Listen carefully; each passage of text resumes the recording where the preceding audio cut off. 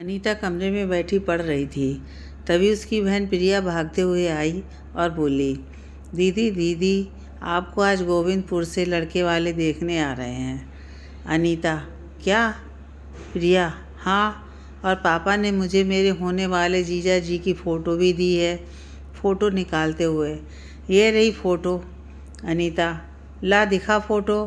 प्रिया, नहीं दिखाऊंगी, पहले मुझसे प्रॉमिस करो कि आप मुझे बाज़ार से वह दुपट्टा ला कर दो जो कि मैंने पसंद किया था।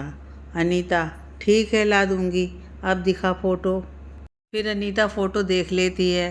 कुछ ही घंटों बाद लड़के वाले अनीता को देखने घर आते हैं। हर लड़की की तरह अनीता के मन में भी घबराहट हो रही थी कि कैसे लड़के वालों के सामने जाऊं। फिर जैसे तैसे अनीता लड़के वालों के सामने गई और लड़के वालों ने भी अनीता को देखते ही पसंद कर लिया और रिश्ते के लिए हाँ कर दी। गांव की परंपरा के अनुसार लड़का और लड़की शादी से पहले अकेले नहीं मिल सकते थे, लेकिन लड़के पवन के मन में अनीता से अकेले में मिलने की ललक पैदा हो गई। अनीता एमफिल कर रही थी। रोज़मर्रा की तरह वह दूसरे दिन कॉलेज के लिए निकल गई। रास्ते में उसे पवन मिल गया। अनीता, आप यहाँ? पवन, हाँ, मैं आपसे मिलने के लिए आया हूँ, सिर नीचे झुकाते हुए। अगर आपको मेरा यहाँ आना बुरा लगा हो तो मुझे माफ़ कर देना। अनीता, अरे नहीं, आप माफ़ी मत मांगो। हमें पता है कि हमारे गांव वालों की परंपरा के अनुसार हम एक दूसरे से नहीं मिल सकते, लेकिन हम तो आज की नई पीढ़ी हैं, मुझे कोई प्रॉब्लम नहीं है। फिर धीरे धीरे अनीता और पवन की बातचीत बढ़ने लगी थी और दोनों एक दूसरे से मिलने लगे थे। इसी बीच उन दोनों में गहरा प्यार हो जाता है। एक दिन अनीता ने पूरा दिन पवन को फ़ोन किया, लेकिन पवन ने एक बार भी फ़ोन नहीं उठाया। दूसरे दिन सुबह पवन ने जब अनीता को फ़ोन किया तो अनीता ने गुस्से में फ़ोन नहीं उठाया और फिर अनीता से मिलने उसके कॉलेज पहुंच गया। अनीता, कहाँ थे आप? कल पूरा दिन मैंने आपको फ़ोन किया, लेकिन आपने एक बार भी मेरा फ़ोन नहीं उठाया। पवन, मुझे माफ़ कर दो कल के लिए। कल मेरे दोस्त साहिल का जन्मदिन था। मेरा सबसे अच्छा दोस्त है वो, लेकिन उसके माँ बाप नहीं है। वो यहीं इसी शहर में रहता है। तुम इस शहर के मशहूर साहिल चोपड़ा को जानती हो? अनीता, हाँ, पर वो तो बहुत ही अमीर आदमी है। लेकिन वो आपका दोस्त कैसे हो सकता है? मुझे पता है कल फ़ोन नहीं उठाया, इस वजह से आप झूठ बोल रहे हो। पवन, नहीं, मैं झूठ नहीं बोल रहा। दरअसल हम दोनों 10 साल तक साथ में पढ़े हैं। उसके बाद साहिल अपनी पढ़ाई के लिए सिंगापुर चला गया। उसके बाद उसने अपने खुद की कंपनी बनाई और इस शहर में आकर रहने लगा। अनीता, आप तो कह रहे थे कि साहिल के माँ बाप नहीं हैं, तो फिर उसे किसने पढ़ाया? पवन, हमारे गांव के सरपंच के दोस्त का बेटा है, लेकिन बचपन में ही उसके माँ बाप की मृत्यु हो गई। उसके बाद सरपंच जी ने ही साहिल को पढ़ाया लिखाया। और कुदरत का खेल तो देखो, हमारे सरपंच जी का भी कोई रिश्तेदार नहीं था, इसलिए उन्होंने साहिल की जिम्मेदारी ले ली और फिर खुद ने ही शादी नहीं की। अनीता, लेकिन मैंने तो सुना है कि साहिल चोपड़ा का कोई नहीं है इस दुनिया में। पवन, हाँ, नहीं है, क्योंकि इसी साल सरपंच साहब की भी मृत्यु हो गई और उसके बाद से वो अकेला सा हो गया। अनीता, सॉरी, मुझे माफ़ कर दो, मैंने सुबह आपका फ़ोन नहीं उठाया और बेवजह गुस्सा हो गई। पवन, अरे कोई बात नहीं, ऐसे ही कुछ दिन बीत जाते हैं। एक दिन अनीता के पापा को पता चल गया कि अनीता और पवन एक दूसरे से मिलते हैं और बात भी करते हैं, तो पापा अनीता पर बहुत गुस्सा हुए और कहा कि तुम्हारी शादी की तारीख पक्की हो गई है, 10 दिन बाद तुम्हारी शादी है, और भूल कर भी इन 10 दिनों में पवन से बात करने या फिर उससे मिलने की कोशिश की तो मुझसे बुरा और कोई नहीं होगा।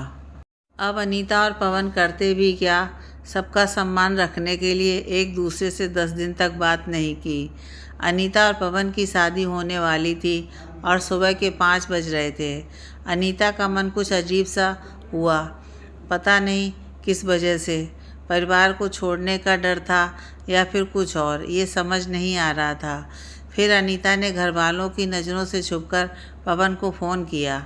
अनीता, आज पता नहीं मुझे कुछ अजीब सा लग रहा है। मैंने सबकी नज़रों से छुपकर आपको फ़ोन किया है। आप ठीक तो हैं ना? पवन: हाँ, मुझे क्या हुआ? मैं तो बिल्कुल ठीक हूँ। फिक्र मत करो। हर लड़की को घर छोड़ने पर अजीब सा ही लगता है, और आज हमारी शादी है, इसलिए शायद तुम्हें अजीब सा लग रहा होगा। अनीता: मुझे ऐसा क्यों लग रहा है कि आप घर में नहीं हो? पवन: अरे हाँ, मैं घर में नहीं हूँ। मैं और साहिल ऐसे ही सड़क पर टहल रहे हैं। घर में मेहमानों का शोर बहुत था, तो हम बाहर आ गए। अनीता और पवन फ़ोन पर बात कर ही रहे थे कि तभी कुछ लड़के भागते हुए आ रहे थे और उनके पीछे पुलिस थी। अनीता: ये इतना शोर? पवन: हाँ, वह कुछ लड़के भागते हुए आ रहे हैं और उनके पीछे पुलिस है। खैर, ये सब तो इस गांव में चलता ही रहता है। आगे बदमाश लड़के हैं और उनके पीछे पुलिस। अनीता: अच्छा, अपना ख्याल रखना। अब मैं फ़ोन रखती हूँ। तभी पुलिस वाले भागते हुए उन लड़कों को कह रहे थे कि रुक जाओ, वरना हम तुम्हें गोली मार देंगे। इस आवाज़ को सुनकर अनीता ने फ़ोन नहीं काटा और पवन का भी ध्यान उनकी तरफ चला गया।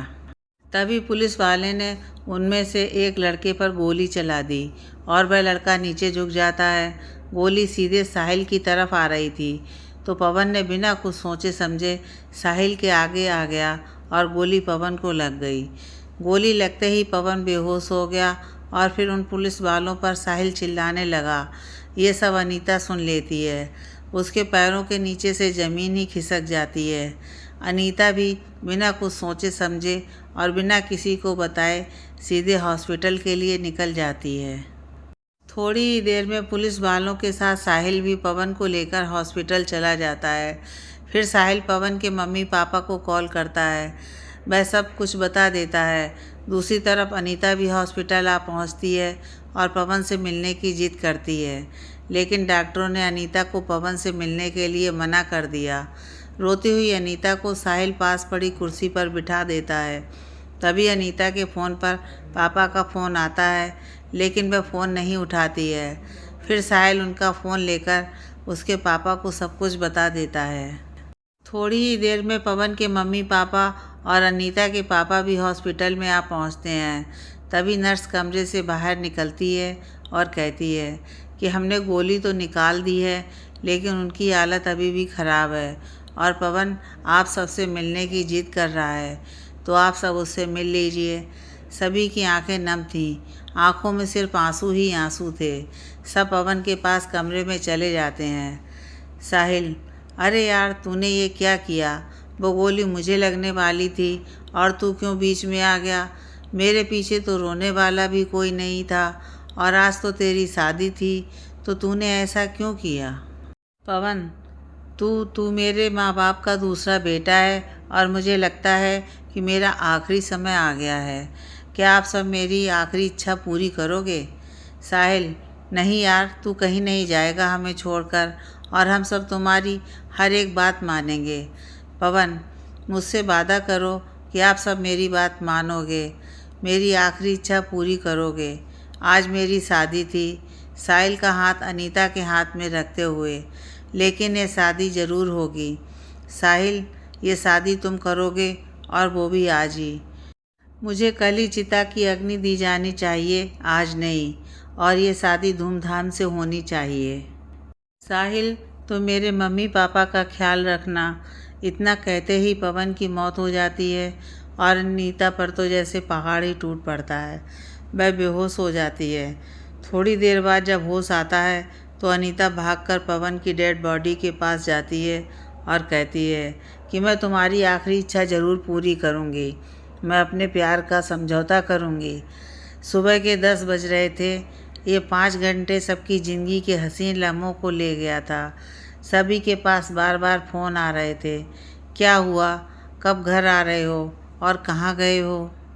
लेकिन ये सब करते भी क्या?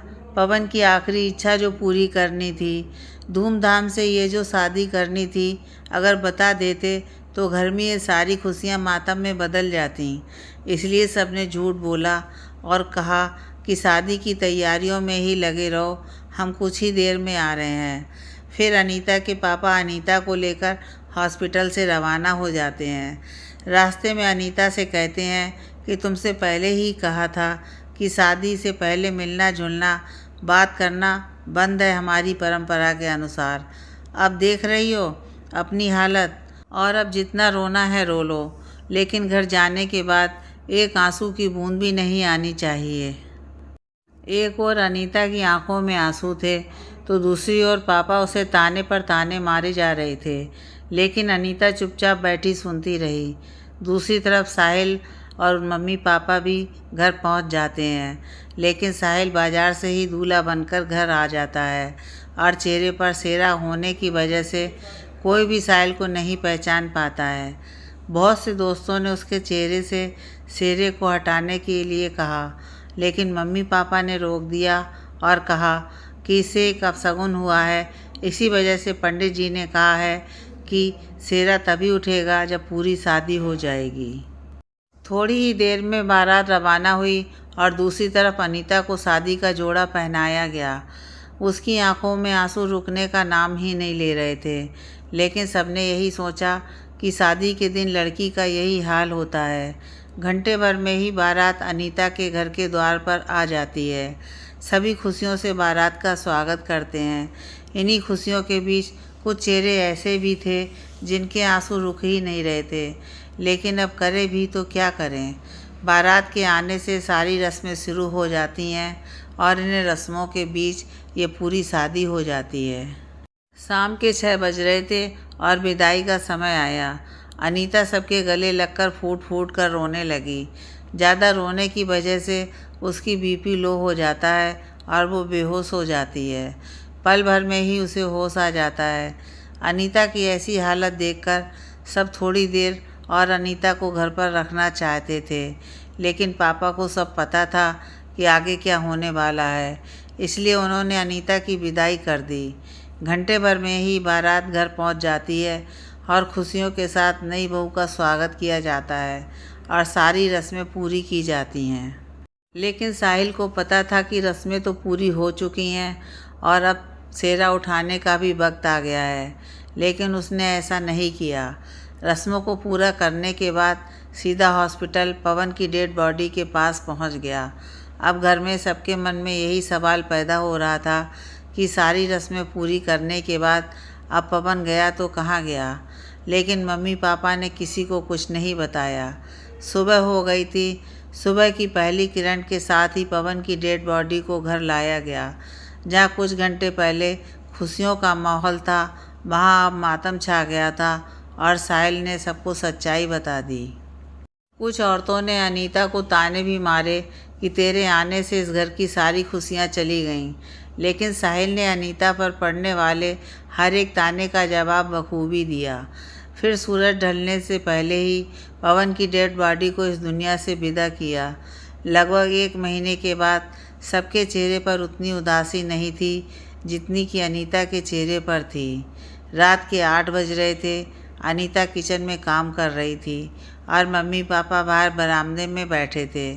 तभी साहिल आया और कुछ देर बात करने के बाद बोला, साहिल अंकल मुझे माफ़ कर देना, मैं गांव में आजकल बहुत कम आता हूँ आपसे मिलने के लिए, पर मैं भी क्या करूँ, काम बहुत ज़्यादा है। पापा कोई बात नहीं बेटा, तुम अपना काम करो।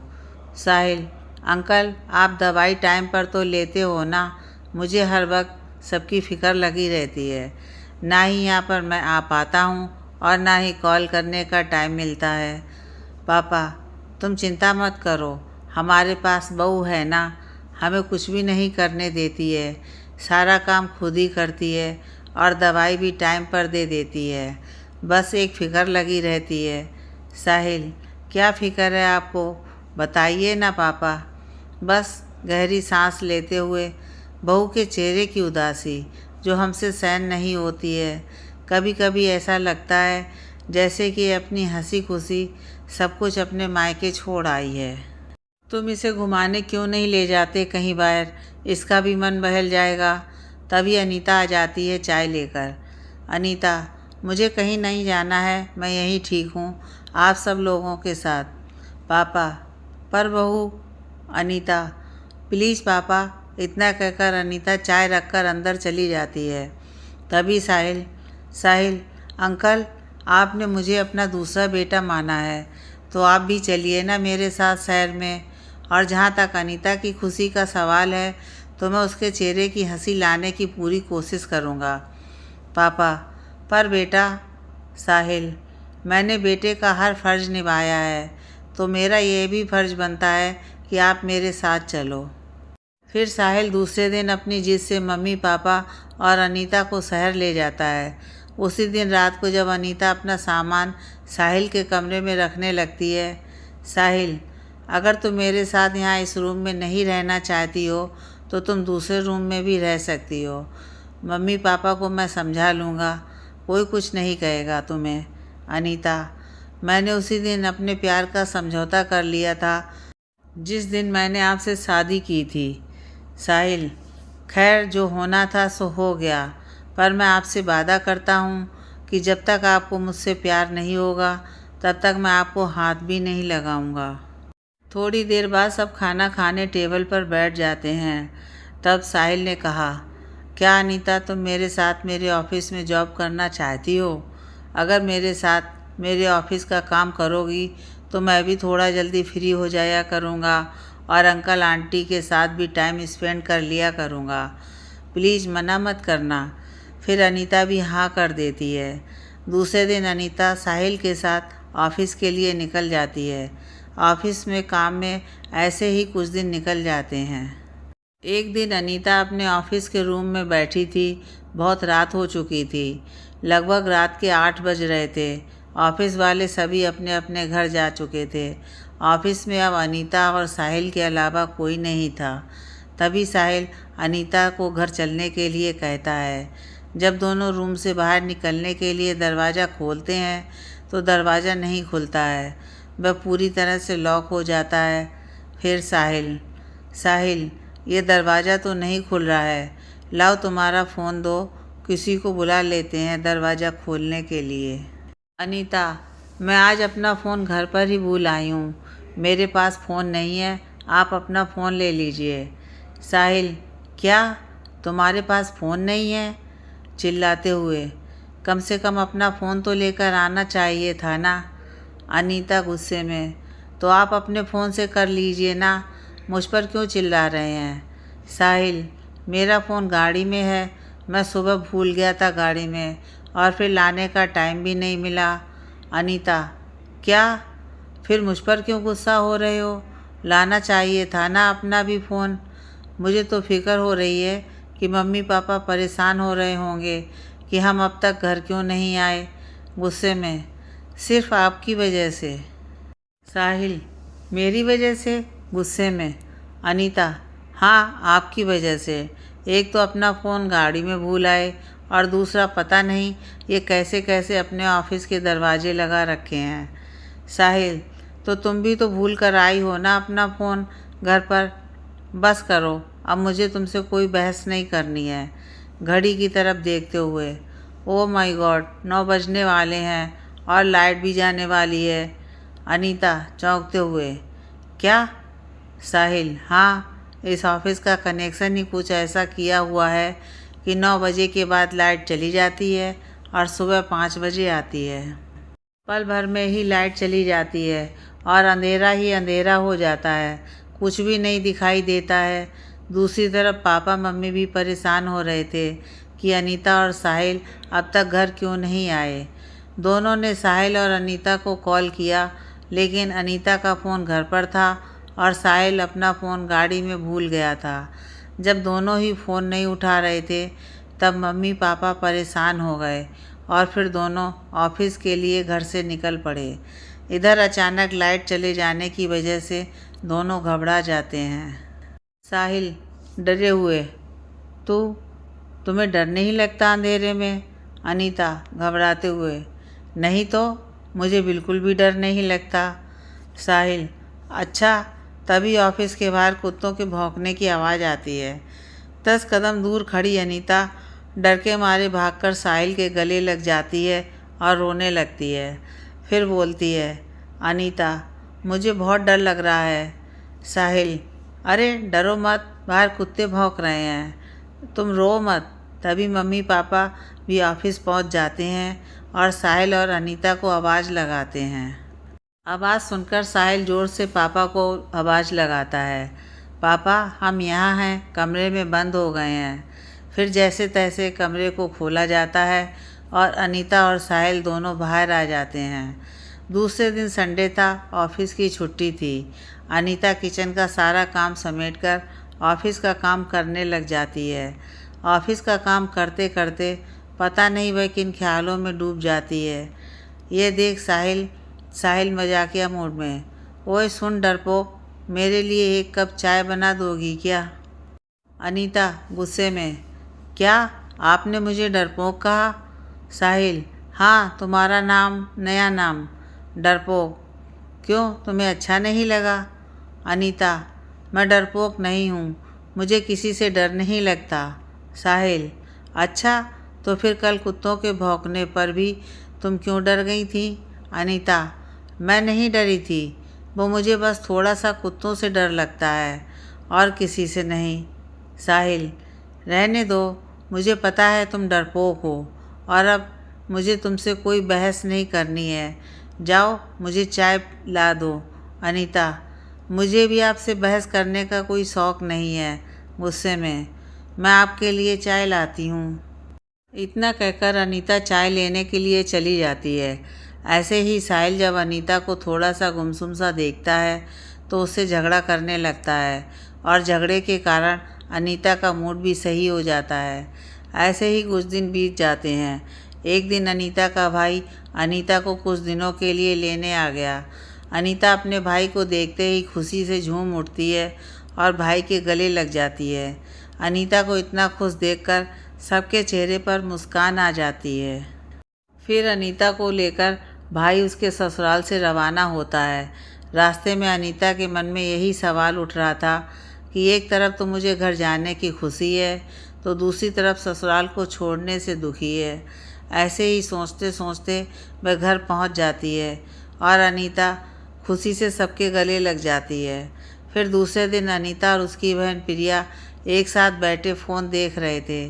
तभी, प्रिया दीदी, आपको जीजू ने यहाँ भेजकर बहुत अच्छा किया है, जीजू बहुत अच्छे हैं। अनीता, नहीं बिल्कुल भी अच्छे नहीं हैं वो तो मुझसे झगड़ा करते रहते हैं और मुझे तो भाई यहाँ लेकर आया था। उन्हें तो बिल्कुल भी नहीं लगा कि मुझे कितनी घर वालों की याद आ रही है। सारा दिन झगड़ा करते रहते थे। ठीक है, कुछ दिनों के लिए छुटकारा मिल गया। प्रिया, नहीं दीदी, जीजू बहुत अच्छे हैं, उन्होंने ही भाई को कॉल किया था आपको ले जाने के लिए। उन्हें पता था कि आपको बहुत याद आ रही है घर वालों की, इसलिए। अनीता चौंकते हुए, क्या? प्रिया, हाँ, और एक बात जो मेरे और जीजू के अलावा किसी को नहीं पता है। मुझे नहीं पता कि आप जीजू से प्यार क्यों नहीं करती। मेरे लिए जीजू एक सुपर हीरो से कम नहीं है। उन्होंने मेरी बहुत बड़ी हेल्प की है। अनीता, कैसी हेल्प? प्रिया, कुछ दिन पहले की बात है, मैं किसी लड़के से प्यार करती थी। एक दिन जीजू ने मुझे और उस लड़के को साथ में देख लिया। उनको पता था कि ये लड़का घटिया किस्म का है। उन्होंने मुझे बहुत समझाने की कोशिश की पर मैं नहीं मानी। फिर एक दिन वो मुझे शॉपिंग मॉल ले गया और वहाँ जाकर उस लड़के ने मुझसे ज़बरदस्ती करने की कोशिश की। तभी जीजू वहाँ शॉपिंग मॉल कुछ काम से आए थे और उन्होंने उस लड़के को मुझसे ज़बरदस्ती करते हुए देख लिया था और मुझे बचा लिया। फिर उसको जीजू ने पुलिस के हवाले कर दिया। अनीता चौंकते हुए, क्या इतनी बड़ी बात हो गई और तू मुझे अब बता रही है? प्रिया, सॉरी दीदी, मुझे जीजू ने किसी को भी बताने से मना किया था। इस बात को सुनकर अनीता के मन में साहिल के लिए थोड़ा बहुत अपनापन आ गया। लगभग 10 दिनों बाद जब साहिल अनीता को लेने आया तो अनीता के चेहरे पर साहिल को देखते ही एक प्यारी सी मुस्कुराहट आ जाती है और यह मुस्कुराहट शायद अनीता के मन में प्यार का पैगाम लिए आ रही थी। फिर साहिल अनीता को शहर वापस ले जाता है। 2 दिन बाद, साहिल, क्या हुआ डरपोक, आजकल तो मुझसे झगड़ा भी नहीं करती हो? अनीता, मैं कब झगड़ा शुरू करती थी, आप ही पहले झगड़ा शुरू करते थे। साहिल, मुझे क्या, तुमने पागल समझ रखा है जो मैं तुमसे झगड़ा करूं? मेरे पास टाइम नहीं है किसी के साथ झगड़ा करने के लिए। तुम ही हो जो मुझसे हर वक्त झगड़ा करती रहती हो। तभी अनीता को मम्मी आवाज़ लगाती है कि चाय बना दो और अनीता फिर किचन में चली जाती है। दूसरे दिन अनीता और साहिल ऑफिस चले जाते हैं और अनीता कुछ काम से दोपहर को ही घर आ जाती है। मम्मी, पापा और अनीता सोफे पर बैठे चाय पी रहे थे। तभी पापा, पापा, मुझे बहुत अच्छा लगा कि तुमने अपनी ज़िंदगी का पहला कदम उठा लिया है। पवन की मौत का हमें भी बहुत अफसोस है, पर होनी को कौन टाल सकता है। मम्मी, हाँ बेटी, साहिल हर वो फ़र्ज़ निभा रहा है जो पवन को निभाने चाहिए था। साहिल ने हमें कभी पराया नहीं समझा है। उसने पवन के जाने के बाद बेटे होने का हर फ़र्ज़ निभाया है। सब कुछ भुलाकर साहिल को तो दिल से अपना लो, इसी में हमारी खुशी है। अनीता हिचकिचाते हुए, हाँ मम्मी, मैं वो। तभी घर के टेलीफोन पर किसी का कॉल आता है और पापा उठाते हैं। फिर पापा चौंकते हुए, क्या साहिल का एक्सीडेंट हो गया है?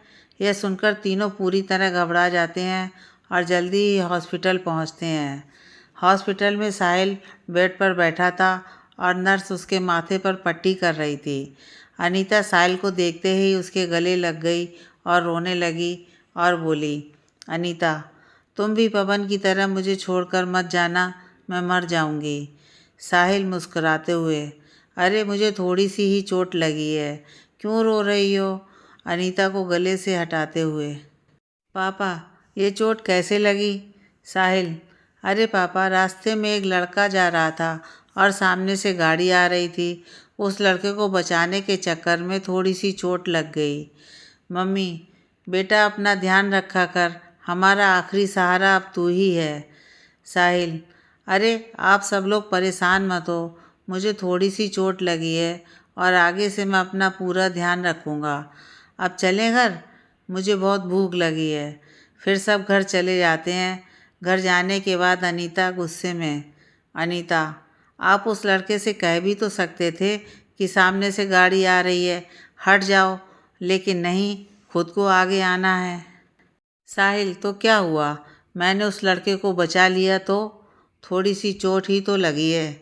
अनीता, अगर आपको कुछ हो जाता तो? साहिल, तो? अनीता, तो अचानक साहिल के गले लग जाती है, तो मैं आपके बिना मर जाऊंगी। मैं आपसे बहुत प्यार करती हूँ। मैंने अपनी एक ज़िंदगी को तो खो दिया है, लेकिन अब दूसरी ज़िंदगी को नहीं खोना चाहती। साहिल अनीता को अपनी बाहों में भरते हुए, क्या तुम सच में मुझसे प्यार? अनीता, हाँ, आपने मुझे फिर से नई ज़िंदगी दी है। और तो और, जब आप मुझसे झगड़ा करते हो तो मुझे बहुत अच्छा लगता है। पता नहीं कब आपसे प्यार हो गया। साहिल, हाँ मुझे पता है, पवन ने एक बार मुझे बताया था कि तुम्हें झगड़ा करना पसंद है, इसलिए मैंने तुमसे झगड़ा करना शुरू कर दिया ताकि तुम पवन की यादों से बाहर आ जाओ और ज़िंदगी में आगे बढ़ो। अनीता साहिल के गले से हटते हुए, थैंक यू सो मच मेरी बहन प्रिया की हेल्प करने के लिए। साहिल, उसने तुम्हें सब कुछ बता दिया? सही कहा है कि लड़कियों के पेट में बात कहाँ पचती है। खैर, वह तो मेरा फ़र्ज़ था। गहरी सांस लेते हुए, अब तुम बताओ, क्या इरादा है तुम्हारा? कब से हाथ को पकड़े खड़ी हो, मुझे पानी भी तो पिला दो, बहुत प्यास लगी है। अनीता, अब तो ये हाथ और साथ ज़िंदगी भर भी नहीं छोड़ूंगी। साहिल, अच्छा जी। और साहिल फिर अनीता को अपनी बाहों में भर लेता है। फिर इन्हीं बातों के साथ इन दोनों की प्यार भरी ज़िंदगी शुरू हो गई।